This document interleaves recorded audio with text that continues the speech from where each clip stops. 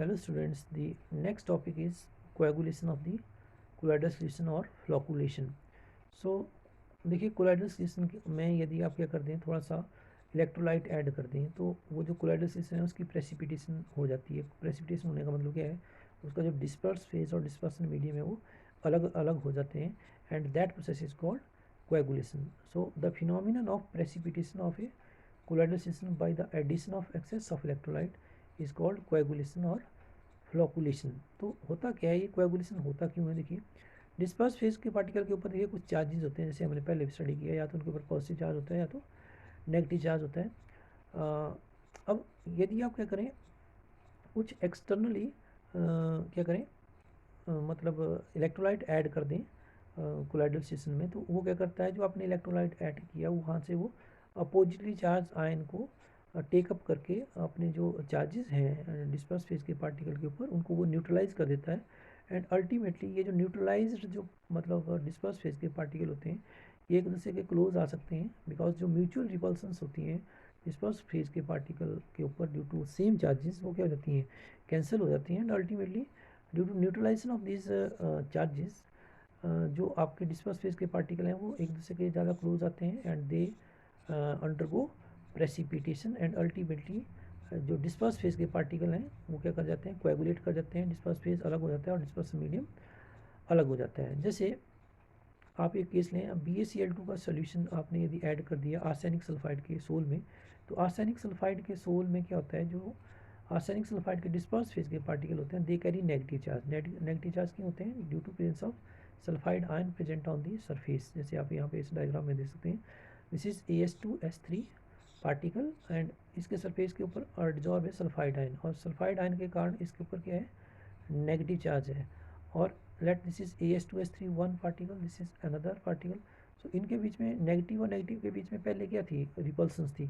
But जैसे ही आपने इसमें BaCl2 का सोल्यूशन डाला तो क्या होगा, ये जो Ba2 पॉजिटिव आएगा ये करेगा, Ba2 पॉजिटिव ज्वाइन कर जाएगा इन नेगेटिव चार्जेस के साथ, और अल्टीमेटली ये जो सारे के सारे जो नेगेटिव चार्ज हैं ये बैलेंस कर लिए जाएंगे इस पॉजिटिव चार्ज के द्वारा and it will undergo neutralisation. तो अब ये पार्टिकल भी क्या हो जाएगा, न्यूट्रलाइज हो जाएगा, और ये वाला पार्टिकल भी क्या हो जाएगा, न्यूट्रलाइज हो जाएगा. एंड अल्टीमेटली जो इनके बीच में रिपल्सन थी वो ख़त्म हो जाएगी, इन दो पार्टिकल के बीच में जो रिपल्सन थी वो ख़त्म हो जाएगी, और अल्टीमेटली ये एक दूसरे के क्लोज आएंगे, और क्लोज आने से लार्जर पार्टिकल बनाएंगे. लार्जर पार्टिकल बनाएंगे तो ये हैवी हो जाएगा पार्टिकल और ये सेटल डाउन डाउन कर जाएगा into the base and ultimately it will lead to the coagulation. And coagulation होगा तो उसमें क्या होगा, डिस्पर्स फेज के पार्टिकल सेटल डाउन कर जाएंगे और डिस्पर्स मीडियम अलग हो जाएगा and it will break down and it will unstabilize the arsenic sulfide soul.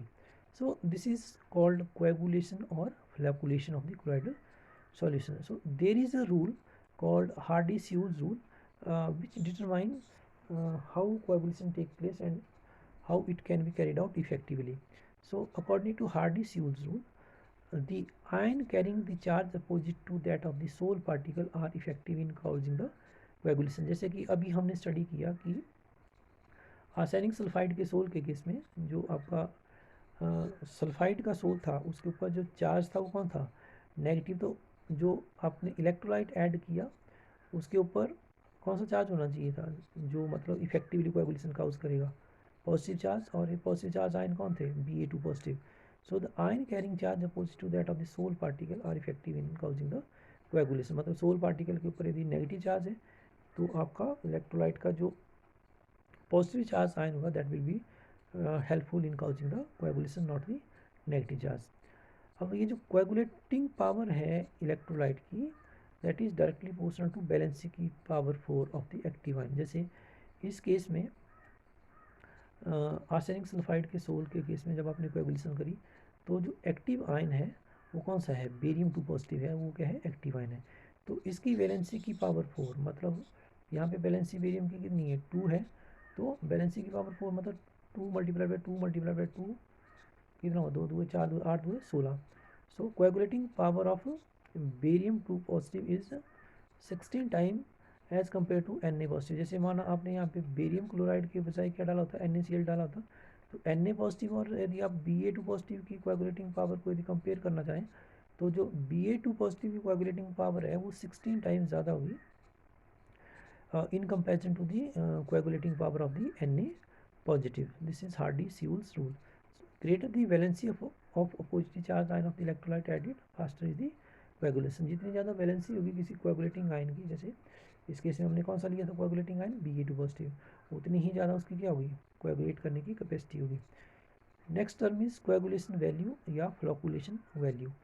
So coagulation value या फ्लोकुलेशन वैल्यू क्या होती है? It is the minimum concentration of the electrolyte in millimole which is required to cause the coagulation of 1 litre of the sol. तो हमारे पास net 1 litre colloidal solution है और आपने उसकी कोएगुलेशन करनी है, तो कितना अमाउंट ऑफ इलेक्ट्रोलाइट आपको रिक्वायर्ड है in millimole, that is called coagulation value. अब ये जो डिफरेंट इलेक्ट्रोलाइट है इनकी कोएगुलेशन वैल्यू सबकी अलग अलग है, किसी की कम होगी किसी की ज़्यादा होगी. तो इन मिलीमोल में कितना अमाउंट जो है इलेक्ट्रोलाइट का रिक्वायर्ड है, यदि आपने 1 लीटर सोल की कोएगुलेशन करनी है, that is called the coagulation value और the flocculation value of the electrolyte. तो smaller the coagulation value of the electrolyte, greater is its coagulation power. तो यदि आपको अमाउंट ऑफ इलेक्ट्रोलाइट रिक्वायर्ड मतलब यदि कम लगता है to carry out the coagulation of 1 liter of the sole, in that case we say that its coagulation power is high.